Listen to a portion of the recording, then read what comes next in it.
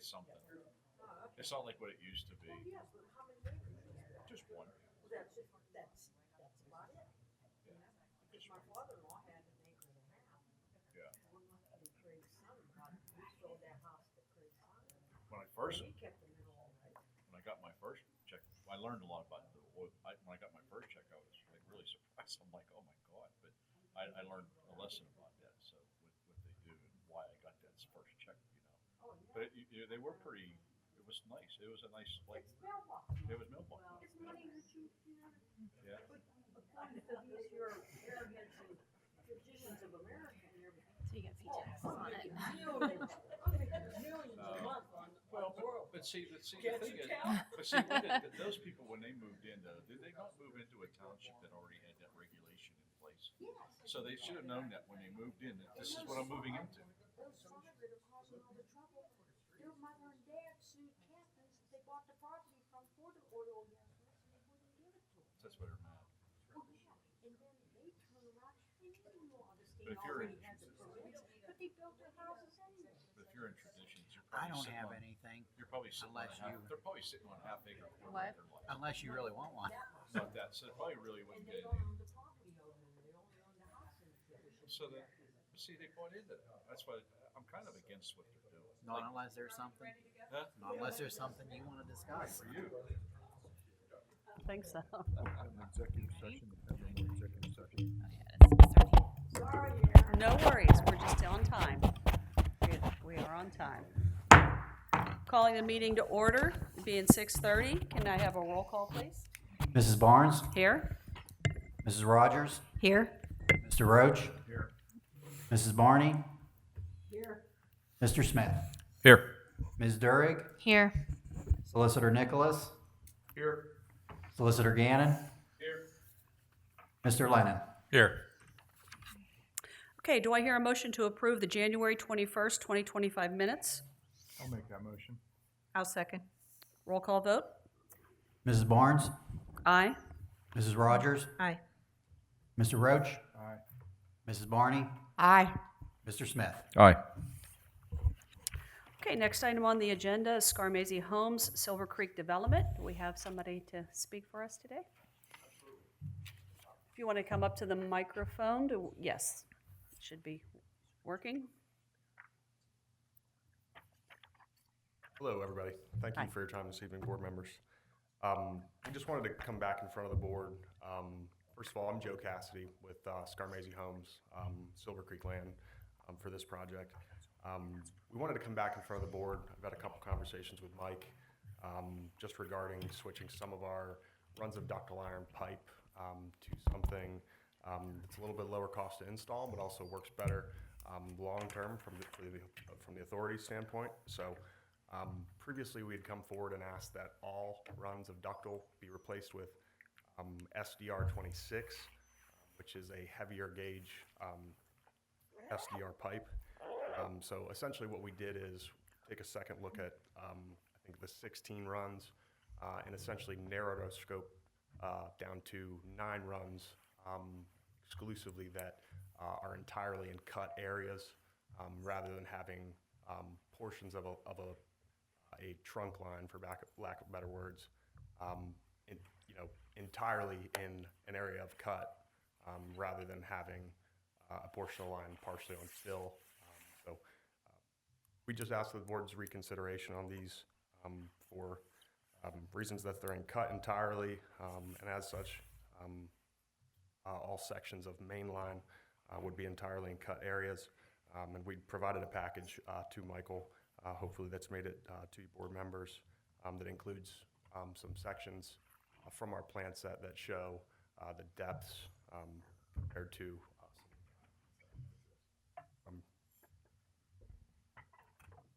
that's all. Okay, thank you. We did receive the package from Mr. Zrenchek. Mr. Lennon, have you reviewed the information, I have. recommendations? I mean, recommendation, it's in your rules and regs to require ductile iron, technically speaking. It would take a modification to your rules and regs for these type of installations. The depth's not excessive. And being in fill, it's, I guess, within PVC pipe guidelines for installation. Okay. It's been enforced on previous developments that if you did want to do something, I'd recommend consideration. Okay. Mike, recommendation? Based on what Larry said, again, I'm not against it, because he did, what they resubmitted is it's not in the fill areas where, we want to make sure that we don't have issues. It's in the cut areas. It's less than the depths, because it's anything 15 foot or over that we require the ductile iron. These are all segments that are under. Based on the guidance there and discussions with Larry, I'm okay with it as well, because it just gives contractors another tool in their toolbox to use as far as what they're going to use for development, pipe. But the biggest thing is like Larry said, we would have to amend the current rules and regulations to add that to the list of acceptable materials and, what the rules and the guidance is for those depths. I'm okay with it. I agree with Larry. It's just now we have to go ahead and amend the rules and regs. Ramel, do you have anything to add on that? Yeah, I was just going to say that I had a chance to talk to both Mike and Larry, and I believe that for the purpose of what you would be allowing now, if you allow that, is a deviation from the rules and regs, but it's special circumstances to some degree, and if I understand correctly, that will be covered prospectively with what we do with the rules and regs. So I concur with both Mike and the engineer that I think the gentleman's request is not unreasonable. Any questions from the board? Setting aside, the regulations, is there a deficiency with the, I mean, is there an issue that we should be concerned about other than that, which, in your opinion? I don't think so. I mean, based on what I've understood, it's not only satisfactory from an engineering standpoint, but consistent with what we would project moving forward with rules and regs. Mr. Smith, I also had asked Mr. Cassidy to present us with some, it should be in your packets I sent over, some other places that have used this, they've used this in their projects. So I wanted to ask, if other people were using it, so they did provide some information on that. I guess my question for you, Mr. Cassidy, is what is the time frame you're looking to start construction? That if we were going to allow this change, just to make sure, we have a time frame, or what your estimate would be for this? Yeah, I think for the sanitary system, at the earliest, we would be starting in May, timeframe wise. Okay. So it sounds like we have plenty of time for the Rules and Regs Committee to take a look at that, have that on the agenda for next month. We can absolutely do that, and if we need to submit, a formal request, modification, happy to do that. Okay. All right, Very good. thank you. Thank you. Thank you. Okay, moving on to item number 5, the engineer's report. Mr. Lennon? Thank you. Okay, first project is the Village of Lawrence collection system contract. We did receive the remaining CCTV video, and we are reviewing that. I thought it was going to start to warm up, and once it starts to warm up, we'll get on them for the remaining punch list items for restoration, that type of thing. Wastewater plant contracts, a pretty productive month. They did complete a lot of work, and we are in the process of the biological startup in the treatment plant. Operations did hauling some sludge from the Miller's Run plant. Wasn't successful last week, had some issues. So we're going to try again this week. So they're getting ready to start pumping over Teodori, but got delayed by a week. It's cold. Bugs don't like cold. So we're going to try again. Unfortunately, it's colder this week, but we'll try a different strength this week and see if we can get it moving. He did submit partial payment number 20 in the amount of $260,593.36. We did attach that, and we do recommend approval of that by motion. As well, there is Penvest payment request number 21 in the amount of $295,577.25, and we also recommend that approval by motion. Under developments, Traditions of America, we are reviewing quantities for phase 6 and 7 bonding. Silver Creek, we did receive that submission that was just discussed. Mount Pleasant Sewer System, so we're scheduling an update meeting with the solicitor and the manager with Mount Pleasant to have another meeting with them. Clifford Road low-pressure sewer extension. So last month, resident had attended with his engineer proposing a grinder pump to pump to a manhole with a force main that would remain private for the time being, but could be shared with other residents at what time it would have to be dedicated, was their proposal. They did submit a plan. It does appear to be feasible. I do know there's some discussions of grinder pumps for the rules and regulations. I think we could roll that into that discussion on how we approach that. But from what they've submitted, it is feasible and it is much less cost than a railroad bore for a gravity line, because that's what it would require for just that house to get to the gravity line on the Miller's Run line. So, Okay. so we'll issue I think our next step there is issue a sewer availability letter advising that that is acceptable and then laying out the next steps for them. And with the Rules and Regs Committee talking about the grinder pump portion of it too, so. Okay. But the grinder pump would remain private, the way we'll state it in the letter. Okay. FLIR plan and Ridgeview sewer evaluation, so we are working on the key map right now and start preparing the contract documents for bidding of the CCTV contract. That was authorized last month. Miller's Run, lift station, emergency bypass outfall repair. We did complete the survey on January 31st. We're working on the drawings, and then we'll do the design and permitting. That shouldn't take too long to complete that, to get the permit filed. Grant applications, no update on the ones that were filed. If you flip to page 4, there's 2 new programs out. The big one being the PA Small Water and Sewer. That's due April 30th, 2025, so we have time. There's a 15% match there. So I'll talk with Mike, see if there's potential project we want to submit for that grant. There's also the watershed restoration, which would be stream bank stabilization, stormwater. So if there's any stream bank at one of the plant sites, we could potentially do a grant there too if we wanted to. So, I've been carrying the facility review and capital project plan if the board wants to proceed, but that's all I have tonight. Okay. Any questions for Larry? Okay. So do I hear a motion regarding contract number 21-STP1, the rebid, Village of Lawrence Sewage Treatment Plant, to approve partial payment number 20 in the amount of $260,593.36? I'll make that motion. I'll second it. Roll call vote, please. Mrs. Barnes? Aye. Mrs. Rogers? Aye. Mr. Roach? Aye. Mrs. Barney? Aye. Mr. Smith? Aye. Do I hear a motion to approve Penvest payment requisition number 21 in the amount of $295,577.25? I'll make that motion. I'll second. Roll call vote. Mrs. Barnes? Aye. Mrs. Rogers? Aye. Mr. Roach? Aye. Mrs. Barney? Aye. Mr. Smith? Aye. Okay, thank you very much. We'll Thank you. move on to the solicitor's report. Mr. Nicholas. Okay, thank you. Just a few items to highlight. The Rules and Regulations Committee met. We had addressed some items moving forward. I circulated 2 pages of paragraphs that would be relevant when we would get to a point of adopting more of the changes of the rules and regs. And both deal with grinder pumps, one in the context of new construction, the other in the context of Lawrence. No action for that this evening, just informational. Also, the board will recall that we had prepared changes to the rules and regs that required the township's action.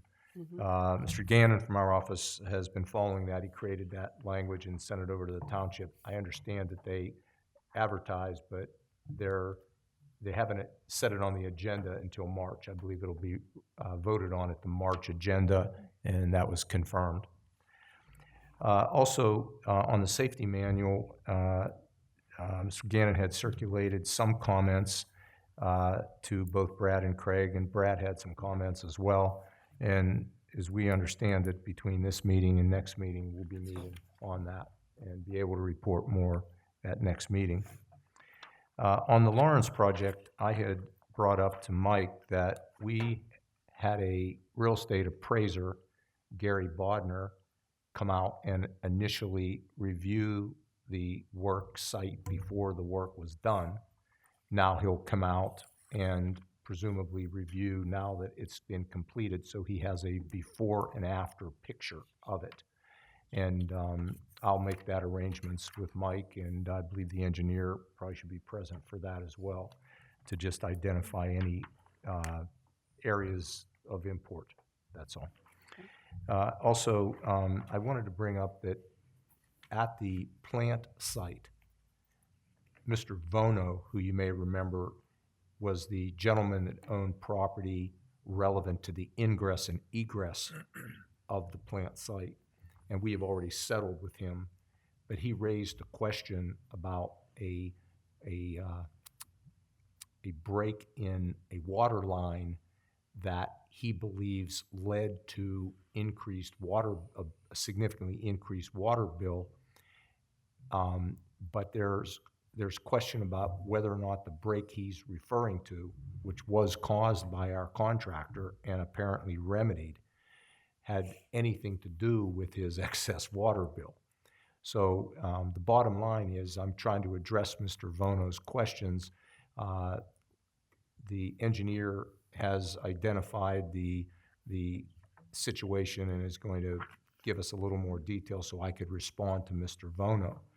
But just so we're clear, our contractor did apparently hit a line at one point and quickly remedied it, but we believe it may have been a rogue line that wasn't marked anyway. But it isn't our responsibility. It's clearly the contractor's, if there even is responsibility beyond what we know right now. But I'm following up on that, and I just wanted to let you know, at least preliminarily, it doesn't appear that there's any responsibility on us. And the only other thing I would mention is that on the CHJA mediation, we just received word on Monday from Judge Benson's office that he has some dates in April that he would like to propose, and I'll follow up with everyone on that. But in the interim, we have circulated our list of issues attendant to the mediation settlement, and no response to that as of yet. And I think copies of that list went out to all the managers for their comments, if there was any comments, and there were a couple, and that now will just be part of the mediation. And that's all I have. That concludes my report. No action items for this evening. Okay, thank you. Will there be any other Cecil Township ordinance changes through the Rules and Regs Committee, or do we believe that that's, Unless Mike, Done. I don't see any, Pat, right away. I I don't mean, think since we there have are any. another month now till the, well, not Yeah. really, 2 weeks, till Cecil Township Board of Supervisors meets again, you know, Yeah. if there's any other changes. I don't don't think there think is so at the either. present time. Yep, Okay. not that we see. Pat, you agree? Nothing? Okay, I think the main priority, Mrs. Barnes, was getting the things that needed to be addressed for the Lawrence project taken care of first, and then we will, as we find them, we'll address them as we go. okay, very good. All right, thank you, Mr. Nicholas. Move on to the business manager's report, please. All right, the financial reports for this month were for December 2024. Are there any questions? Nope. On February 4th, I made a debt service payment in the amount of $65,802.56 for the 2016 bonds.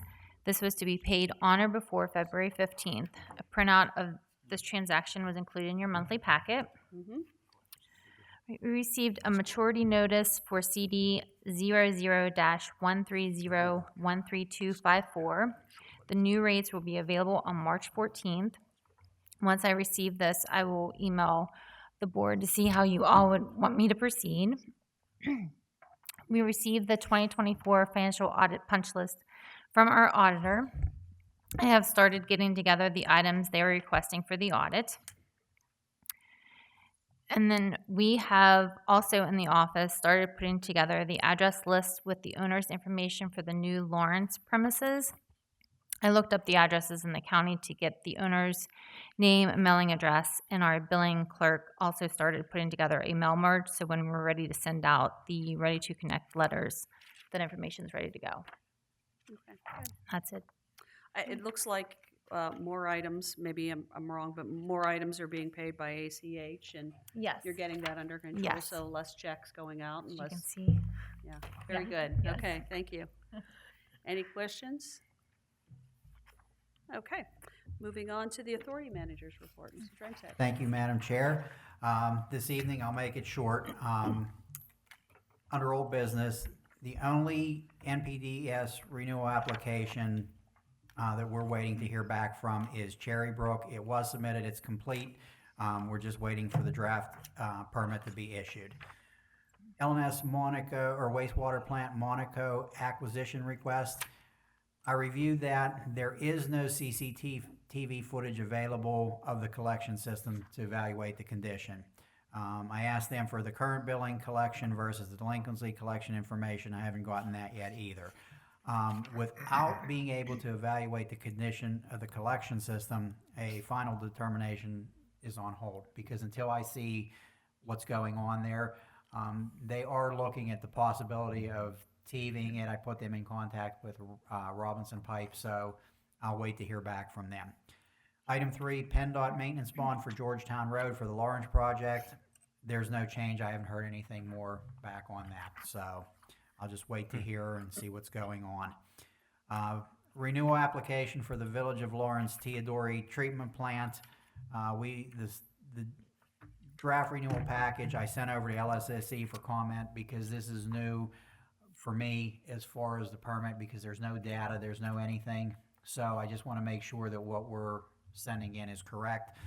This has to be submitted by March 4th, so I forwarded over for comment, and when I hear back, if everything's good, we can submit that for renewal. The pickleball facility at 19 Mayview Road, the fees have been paid, but holding the tap permit to address some questions. Basically, in my packet, I've attached the application, what they put in there for what they were requesting, and this is what we based the estimate off of for the EDUs. Now, as Mrs. Barnes forwarded me, they're advertising a 200-plus banquet facility, so we have to get some more questions and ask, because basically, at the end of the day, there may be some more EDUs, but it's not going to matter. It's going to get paid on the front end or the back end, because as soon as the facility becomes active and we release the tap, we'll monitor that for a year, and if he's using more EDUs, we'll request payment for it. So it's not like this is going away. It's been a moving target. You know, we finally got the numbers, sent them over to LSSE for approval, and now, you know, it's being advertised as something different. So we'll keep on top of that. Chapter 94 report, waste load management reports are due by March 28th. For calendar year 2024, I'm in the process of completing those. And then last month, I reported at the Miller's Run pump station, there was an issue with the VFD or the pump. We had the pump pulled. The bearing is bad on the pump. It's in the process of being repaired. And also the VFD is bad. We have that ordered, so we'll get those corrected. New business, no major issues with the rain event this past weekend. Miller's Run plant did take on lots of water, indicating there are inflow and infiltration problems. We also did have a couple issues with the control panel with the Miller's Run pump station during high flows. I need to get these resolved to make sure we don't have any service interruptions or unnecessary alarm callouts. It seems like the way the panel is controlled now, as soon as it goes into backup mode, it doesn't give it time. It's just instantly, and then to reset it, you have to physically come out and reset it. So we need to take a look and make some adjustments there. Item 2 under new business, TOA. Mr. Lennon covered that in his report. I did send them a list of items that need completed before construction began. I forwarded them any drawings and the quantities just to confirm nothing has changed. Item 3, 38 Meadowcrest Drive. We were contacted, the homeowner was having some blockage issues. We determined that the lateral was not correctly installed during construction many years ago, which allowed for root infiltration. They had some plumbers out to make the necessary repairs for another issue they were having, and while they were out for that, we put a correct Y connection in. We also put a site T. So I am recommending that, we issue the homeowner some relief towards this. In your packet, you can see, I sent you a picture of what the line looked like, and then you can see where the level is. You can see some of the roots that were in there. Like I said, it was just not properly done years ago. The homeowners were here this evening. They gave me a bill. I'm going to review the bill, and then I'll have a recommendation on the agenda for the March meeting. Okay. Item 4, I interviewed a candidate for the vacant operator position on February 13th. He did have a Class A subclass, or A Class E license, subclass 1, 2, 3, 4 certification, but it had lapsed. He worked at the East Washington Joint Authority for 20 years. He used Walt Oshinsky as one of his references. I'm going to follow up with the other two. He feels he can acquire the license again, but he does have lab experience. He does have collection experience. He worked a lot out in the collection system, some mechanical experience. So once I confirm, his references, do a little bit more research, I'll have a recommendation for the March meeting. I attached his resume for everybody to review. Item 5, I would recommend the additional lab equipment for the new plant at Lawrence so we can help maximize the process control efficiency and then limit the operators running back to Miller's Run for the sample. The 3 big items that I'd like to get for that is a benchtop pH meter, a drying oven, and a vacuum pump. I did attach a quote, but I'm going to get more pricing, but I wanted to give everybody an idea of what it was going to cost. I think we can do better on the oven, and we might be able to do a little bit better on the pH meter, but I just wanted everybody to kind of see where we're at. I did set some money aside in the budget this year over at the new plant just in case we needed something, but I think it'll make sense, that we can just do the process control there and not have to run back and forth. Yeah, And then just let us know what it falls out, if it's, the budget does Okay. not cover it. Okay. And then the last item is there is a class on May 22nd that I think would be beneficial for me to attend, and it'd be beneficial to the authority. It's just writing effective grant proposals. Cost is $150. I just think it's something else to take a look at to see if somebody can give us some tips and some edges, that we can, go after as much as we can possibly get, Yeah. HR committee have discussed those things already, and so we approve that cost going forward. And that is all I have for this evening, and I will entertain any questions if anyone has any. Any questions? All right. So let's see here, we got a couple of motions, looks like. Do I hear a motion to approve the advertisement of construction code enforcement and inspections for Lawrence Project Connections service proposals? I'll make that motion. I'll second the motion. Roll call vote, please. Mrs. Barnes? Aye. Mrs. Rogers? Aye. Mr. Roach? Aye. Mrs. Barney? Aye. Mr. Smith? Aye. And do I hear a motion to approve the signing of the engagement letter with Mark Turnley, CPA, for the 2024 financial audit? I'll make that motion. I'll second. Roll call vote, please. Mrs. Barnes? Aye. Mrs. Rogers? Aye. Mr. Roach? Aye. Mrs. Barney? Aye. Mr. Smith? Aye. Okay, thank you. Moving on, were there any correspondence to review? No. All right. Committee reports. Do we have anything from the Rules and Regulations Committee, other than your update? That should cover it. Okay. Safety Committee? Not till next month? Just next month. Meeting. Okay. HR Committee? I think we're good. We're good. We've done reviews and established what the rates will be for next year.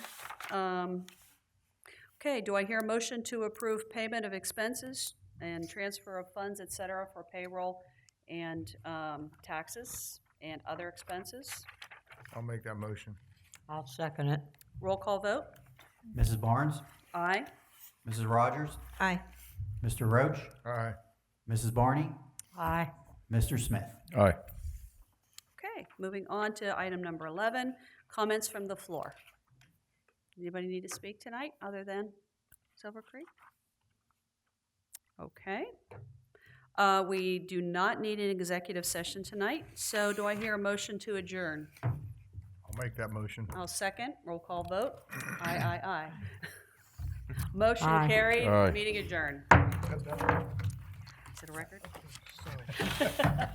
That's not a record. It is not as efficient. That's very short. I said I don't have to. Hey, Pat, I don't want to keep. A little chilly. Just had a question. But It's not gonna be long. yeah, if you want to hear this real quick,